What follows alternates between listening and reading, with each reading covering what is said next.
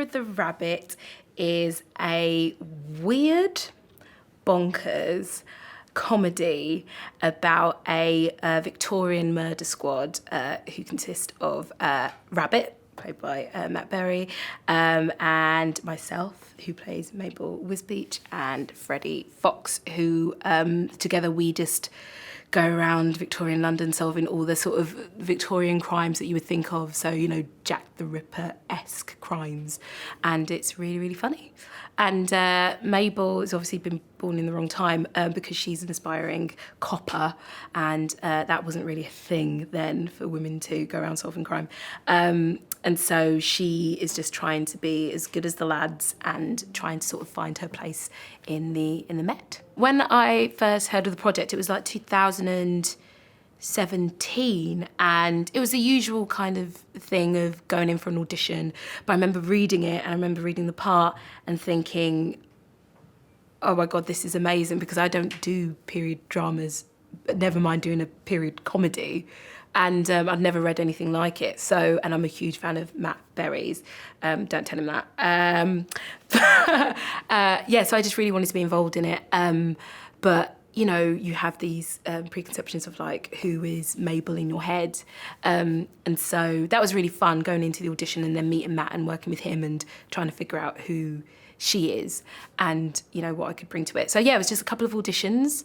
Met Ben, our director, Hannah, our producer, and yeah, and then I got the part. And so we filmed the pilot back in 2017. So it's been a long old journey, sort of doing the pilot and then waiting for everyone to be available again and then doing the whole thing and assembling the best cast ever.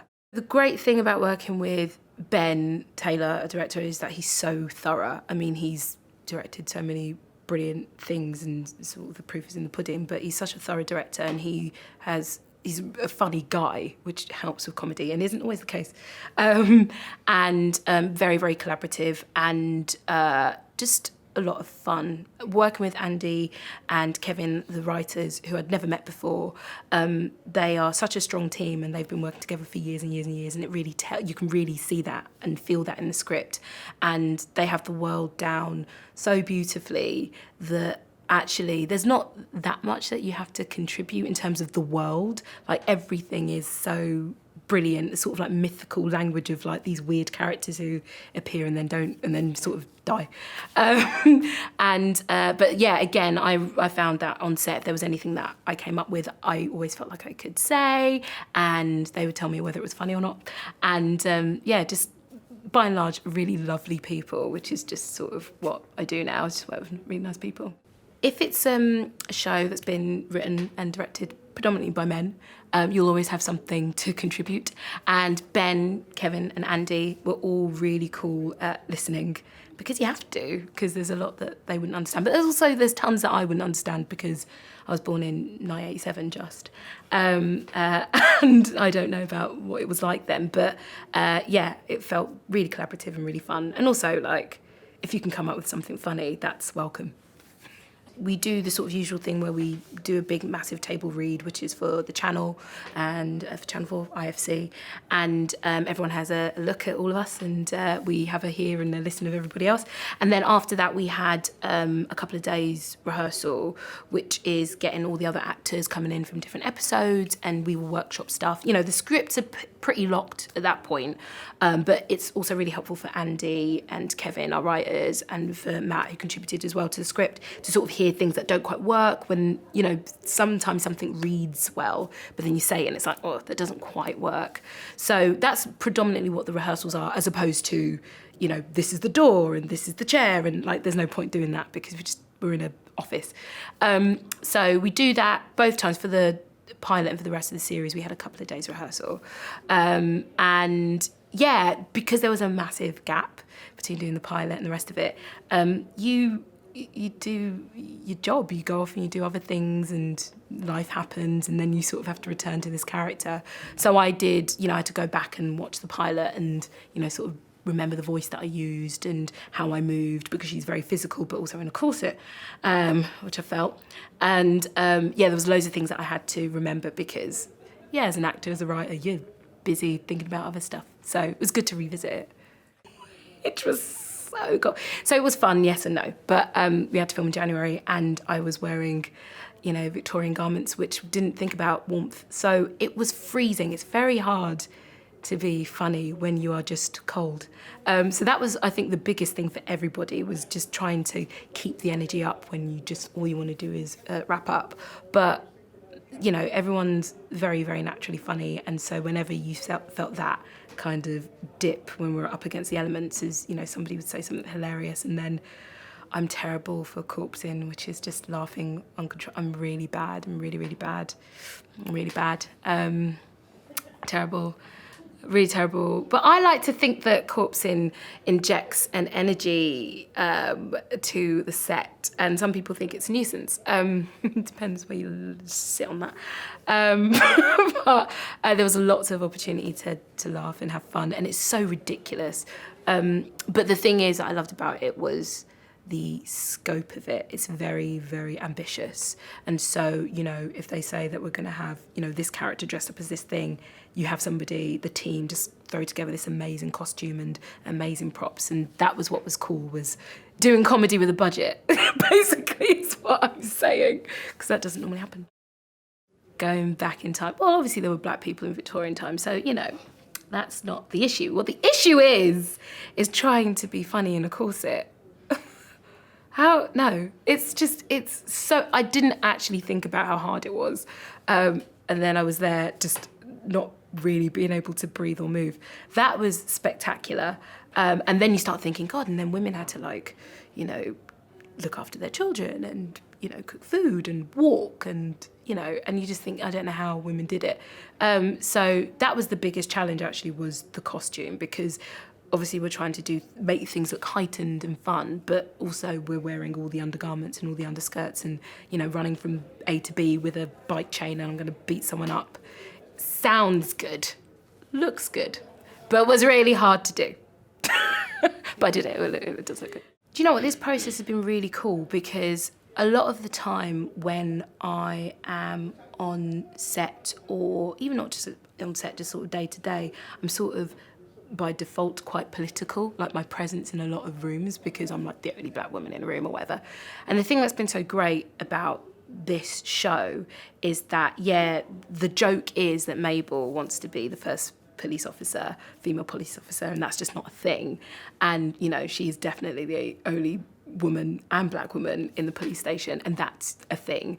But all those things are in place because there's comedy to be mined from it, as opposed to it being like the issue. It is touched upon, but it's all to do with like the joke, or showing how cool she is, or showing how she beat something. And so what's been great about being in this show, particularly this show because of when it's set and everything, is that actually it's the least that I've ever felt political in a space, because it's all been about the joke. And it is that weird. The show is strange. It's so bonkers. I love it. So you kind of have to, that's the least of your worries. It's sort of the patriarchy. In a way, it does flash up though. So the way that I prepare for roles differs. It differs from whether it's film, from whether it's TV, from whether it's theatre. So I'm the kind of person who, I like being a bit of a good student. I like doing lots of research, because I kind of feel like when you have lots of knowledge, you can then throw everything away. There's a lot of freedom to just sort of know what's in your back pocket. But with television, a lot of the time, there's not that time. Sometimes you don't get the script until super late. And so the main thing that I work on is the script. Is you sort of look at your relationships with everybody, what people say about you, what you say about other characters, and I sort of mine that. And then that should give you, if it's written well, like You the Rabbit is, it should give you an idea of who your character is. And then you ask the writers the questions that you need, like, where was I born, or if that's necessary. For instance, me and Alan Armstrong, who plays my dad in this, he's my adoptive dad in the show, we sort of just went, okay, so what's that about? And it's like, oh, he's just your adoptive dad. I'm like, cool, brilliant, all right, brilliant. Don't need to look up adoption laws in Victorian times or anything like that. So there are things that are important, there are things that aren't an issue, and so you just find out the things that you need to know and things that you don't. And sometimes you don't know them because we're not going to know them till series 2, fingers crossed, and that's fine. And I've learnt that about television. When I left drama school, I was like, I don't understand. Where are the facts? Where's the background? Where's our 50-year history? And they're like, we don't know, because we don't know whether it's going to get recommissioned. So why would we do the work, Susan? I'm like, okay, fair enough. So there's a lot of things about comedy in particular that you have to be very fluid and present with. And there's loads of things in the moment, like if Freddie will do something especially funny, I have to be not locked down in what I've prepared in order to receive it and play. So we're talking specifically about TV comedy. Listen. That's the big thing, because that's when you find the gems. As a writer, I think that I have a lot more respect for scripts, just because you sort of understand what people go through to write them. And so, like I said before, in terms of wanting information, I will always actually try and see if I can speak to the writer, because I created the thing. And so, there's just so much more of an awareness of it being created from somebody's head and wanting to mine that resource as opposed to someone else. When you first leave drama school, you first merge into the industry, or any way that you enter the industry, there's this real need to sort of, show as many people what you can do, how good you are, or like how much range you have, and I've just learnt that in terms of my career, it's only really been a few core people who've really seen what I can do and really understand me as an actor or as a writer, and that's sort of all you need. And then the work that you do with people who you trust and really connect with then sort of spreads out wider, rather than expending your energy. I kind of feel like there's going to be a few people who go, okay, I really believe in you, and it only takes one person. And I'm not saying hunt that one person, because that's weird, but I just feel like if you're on the right path, you will meet those people and you'll understand each other, and it's that's really lovely. That beats just getting lots and lots and lots and lots of jobs. When you find people who you're like, I want to work with you again and again and again, that's what's fantastic. So like finding your tribe, that can be other actors, other writers, directors. Nothing beats that. What is Chernobyl about? Chernobyl is about the nuclear accident at the Chernobyl site, and how it very nearly made most of Europe uninhabitable without the dramatic intervention of our characters and Emily's character, and the heroic sacrifice of several thousand Ukrainians who history we don't really know their names, but they sacrificed themselves to prevent the disaster from getting worse. So in a nutshell, what would you say? I think that was very well put. Thank you so much. I play Valery Legasov, and he is the leading nuclear expert who is assigned to try and figure out how to prevent this disaster from spiraling out of control. And I play Boris Sherbina, who is a minister in the government and who gets the job to take care of the accident. And at first, I'm very skeptical about this scientist guy. Yeah, science. Of course, science. I'm like Trump Facts. And all those politicians, but facts. Yeah. So, but eventually, I learned from the disaster and what's happening there that there are certain flaws in our Soviet political system that has sort of contributed to this catastrophe, and we grow closer to each other and eventually work together in the film. I was approached. They asked me if I wanted to be in it, and they said Jared was in it, and they wanted Emily in it as well, and it was a very, very good script. Sneaky, because I think they sent the script to me and approached me, and they said you were in it. Yeah, that's how they do. Yeah, that's how they do it. Oh, if he's in it, I'll be in it. Yeah, exactly. The scripts were really good. They were really well written. We only got the first four. They didn't get the fifth one. It was a page turner. It was really gripping, very exciting. One of those things that you think you knew what the story was, but you really didn't, and you didn't understand the personal journeys and the stories that were involved, or how potentially catastrophically bad it was for pretty much for the whole of Europe. And I remember I was in London at the time when the famous cloud starts to drift over. So I had sort of memories of it in that sense. So I was curious to know what had actually happened. And I was also interested in working with Johan Renck. I wanted to work with him before, but it never happened. And He's done a fantastic job. There was not much to find in researching Boris Cherubina, and I saw that he looked something completely different than me. So I decided I wanted to look like Kosygin or Beckett or something instead. So I went another direction there. The preparation, I'm really mostly interested in finding out what's good for the script and what's good for the story, more than doing trying to imitate the surface of reality.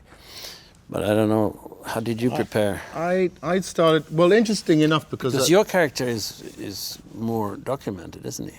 Well, he is, although when you start to look online, and they did a pretty good job of rubbing him out of the record. So there's some photographs, there's some footage of him.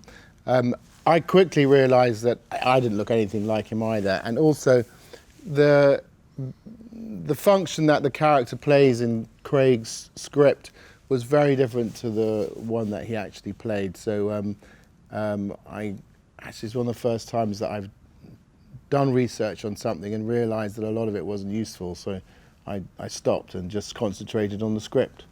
And there was a lot to concentrate on. We were all happy that you concentrated on the script. It was good. Yeah, it was helpful. It is helpful at some point to concentrate on the script, you know. 'Cause generally, that's what you're going to shoot. You don't shoot your research, you shoot the script. That's true. Yeah. I said the most challenging part was getting your head around the science. Yeah. Because there's a lot of words that are related to science. Yeah.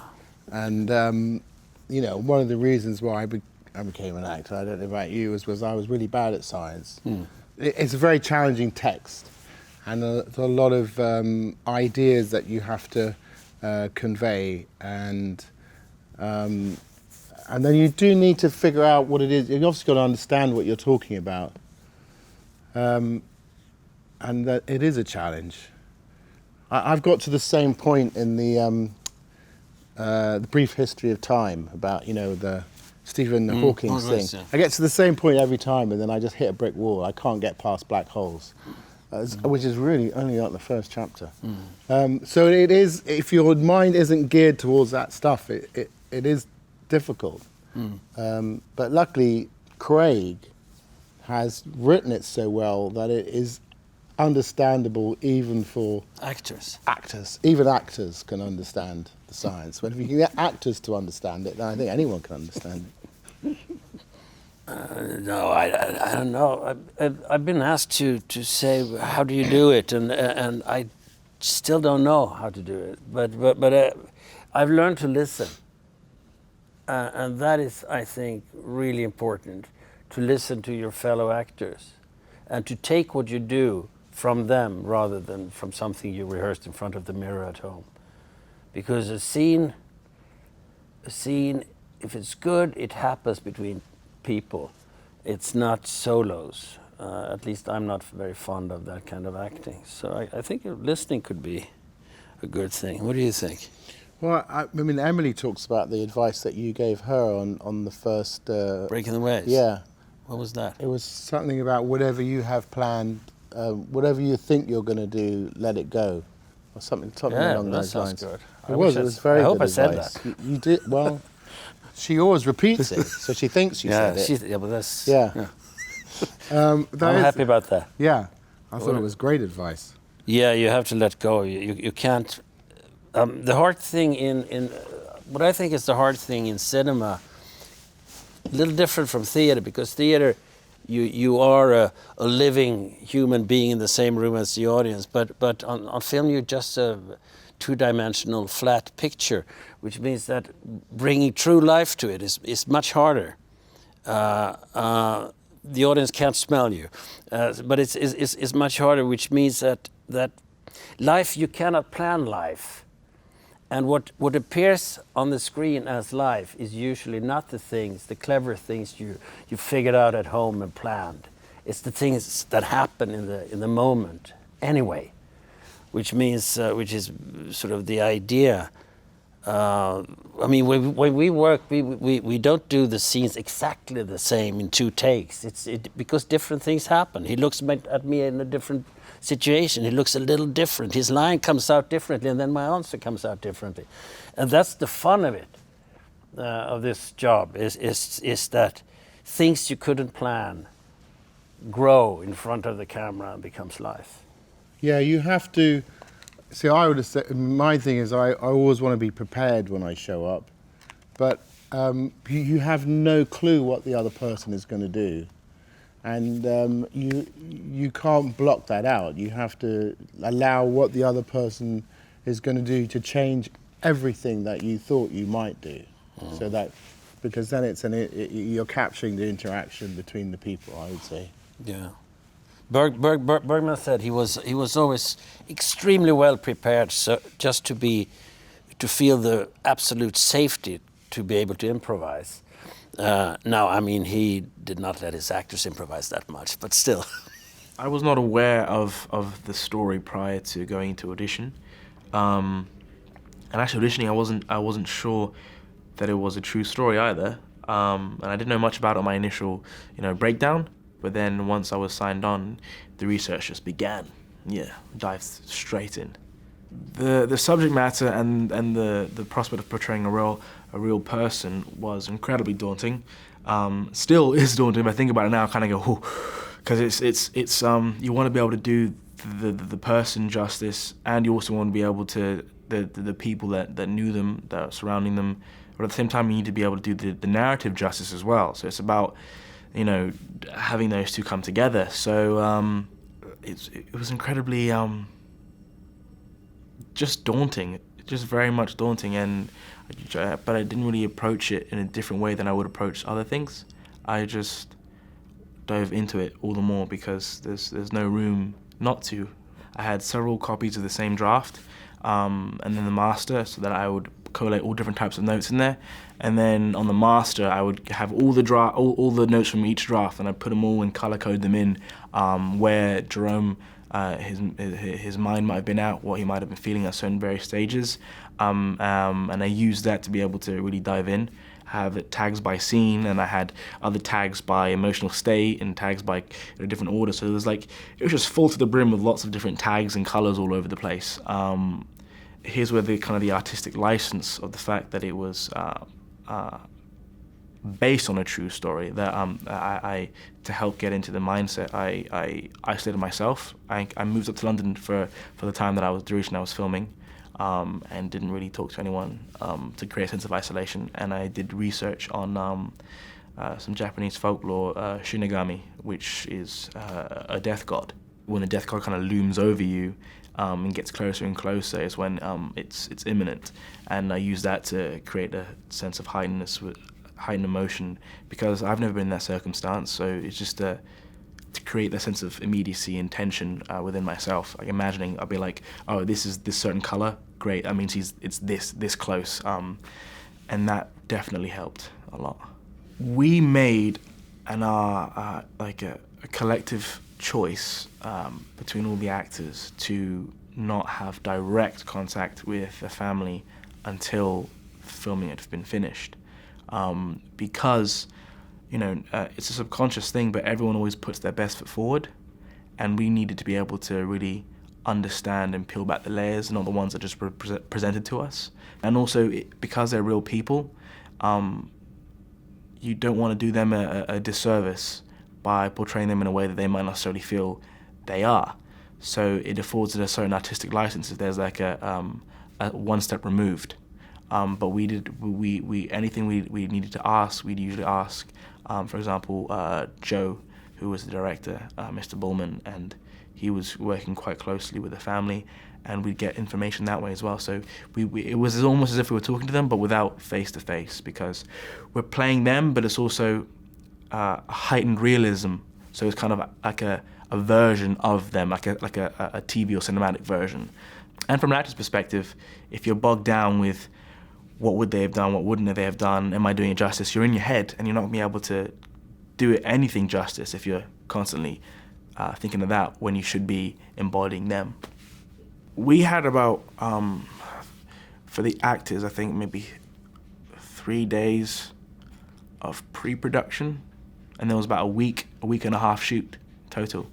That's the beauty of like guerrilla style filmmaking, right? Because Joe with his documentary background and, you know, DP Wolfie, I don't even know his actual name, I just know his nickname is Wolfie. Shout out to Wolfie. It had an Alexa mini camera, and that really affords you to be able to just pick up, shoot, go, grab different angles, and it's planned by like more of an improvisational feel, because you don't necessarily know where the camera's going to be. It just captures where it wants to capture, where it needs to capture. There is like a degree of here's your mark and can you meet this, you know, but for the most part, it was very collaboratively free, that we can just kind of, they'll capture it. And then ultimately he'd be like, great, I have a lot to choose from. And he'd piece this narrative together. With that said, what I'm doing currently is the first thing I've ever been off book with. The very first thing that I've learned line for line, other than theatre, right? Because I kind of feel like, provided you know the person's journey and the emotion behind it, the words themselves might change. You know, there are some projects where, you know, you'd be, you know, where you're beholden to the words, or someone has, you know, creative control and they're quite precious with the words, because of course, like, it's your creation.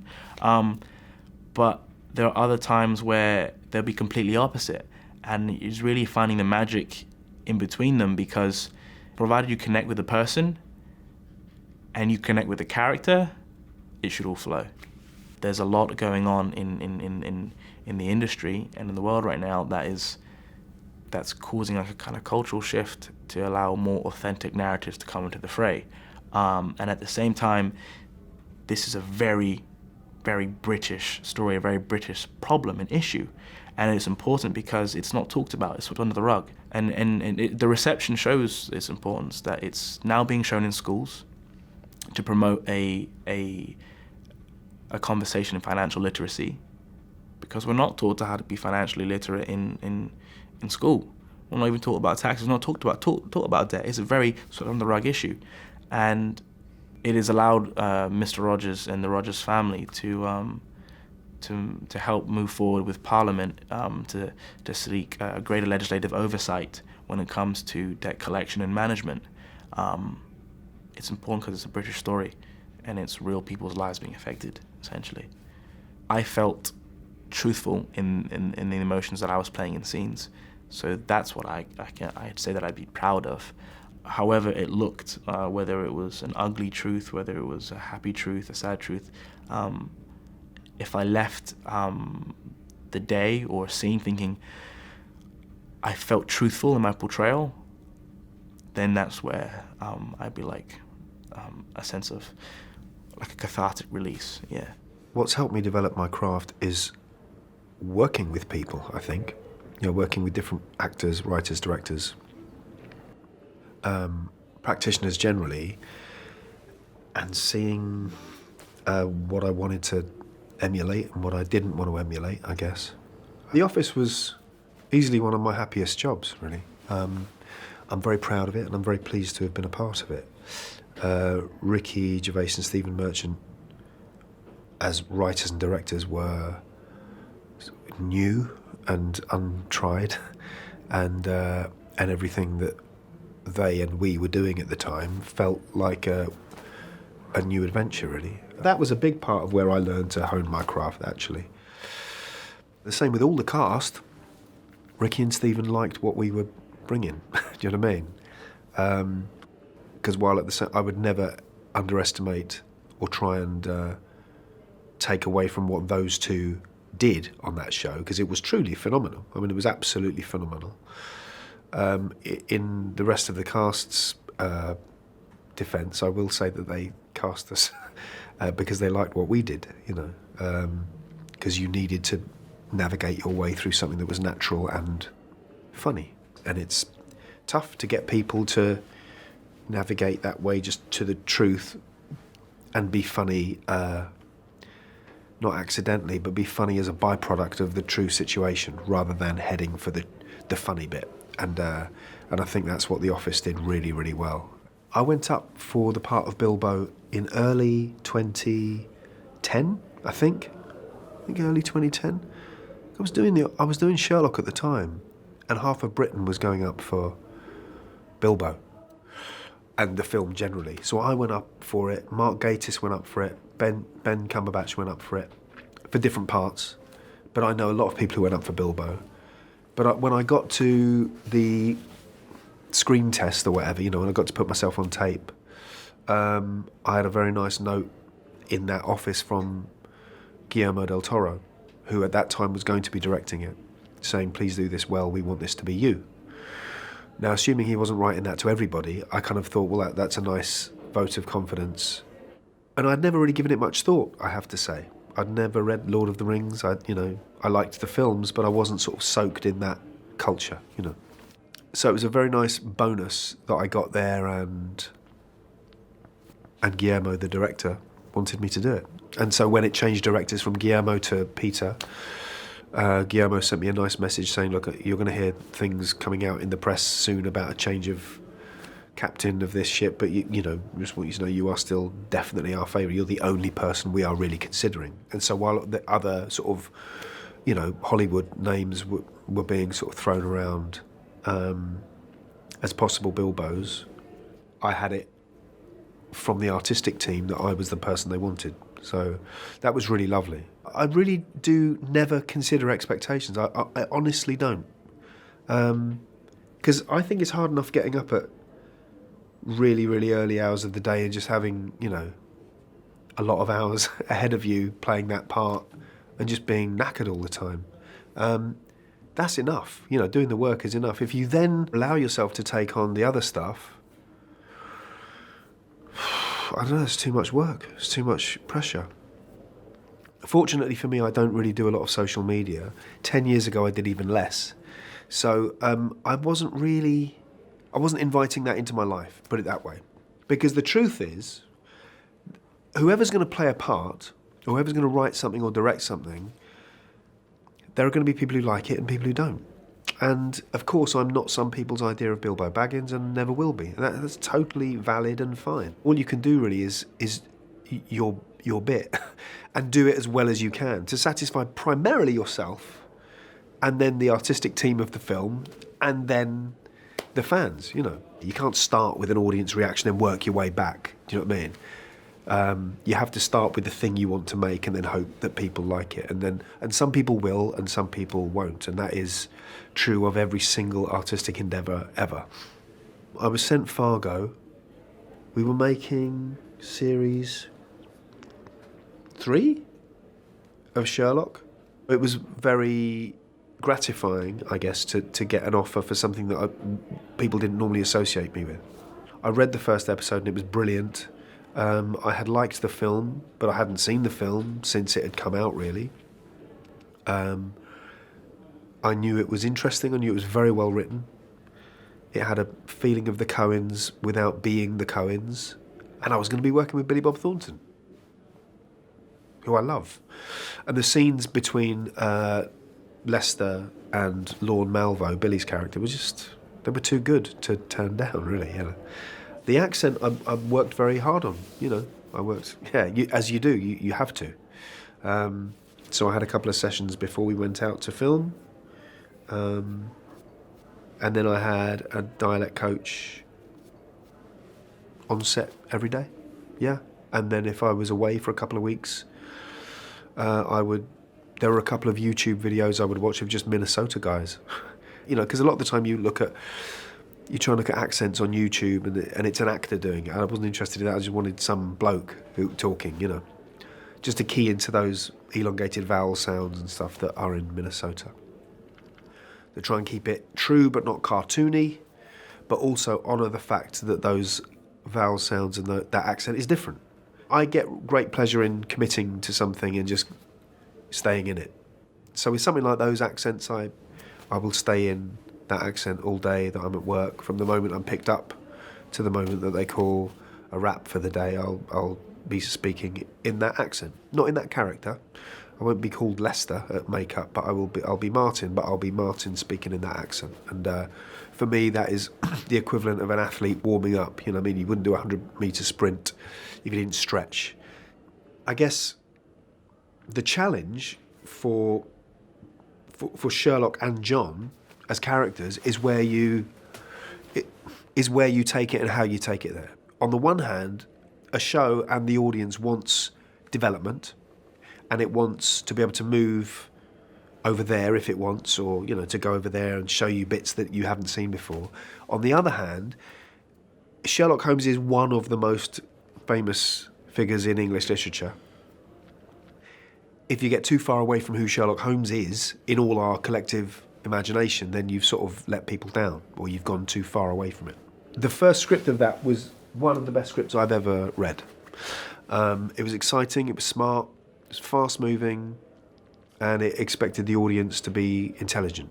They're not just recreating Conan Doyle, they are taking that as a template and making something lovely and creative with it themselves. But ultimately, you can only do so much with it, actually, you know. I can't ever be cleverer than Ben. Do you know what I mean? Like, that's not going to happen. My role is very defined, as is his. You know, we can't sort of swap them round or whatever. I think Stephen and Mark have managed to play with that more than anybody else has in the tellings of these stories. And it's been more unexpected, I think, than any other telling that I've ever seen. What's great for me, of course, because I'm not playing Sherlock Holmes, is it's two main characters. You know, it's not like there's Sherlock Holmes and then way down there somewhere there's Dr. Watson. It's very much a double act, you know. The show is called Sherlock, clearly. I'm not under any illusion about that. It's still slanted towards Sherlock Holmes, as it has to be. But considering I was not playing Sherlock Holmes, I had a good old crack of the whip on it. And it was absolutely delightful to experience that, yeah.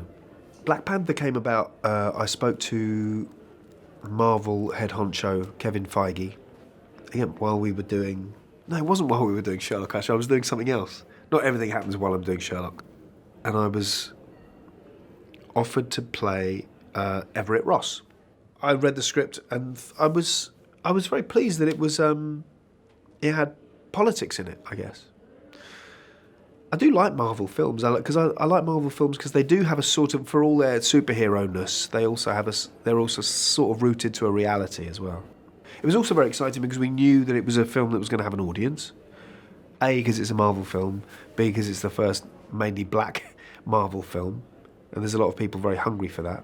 And I was meeting a lot of them. A lot of people I already knew, a lot of people I didn't know were telling me I can't wait for that. And then when it hit, of course, it exceeded all of our expectations. You know, it was huge. I guess it's the only film I've made where people have wanted to tell me, made a point of telling me how many times they'd seen it, you know. Several people have just come up to me independent and told me, offered that, you know, in a way that felt different from other films I've made, you know. Because you can watch any film over and over again, and there are lots of films that I watch over and over again, but this felt almost like medicine for people, you know.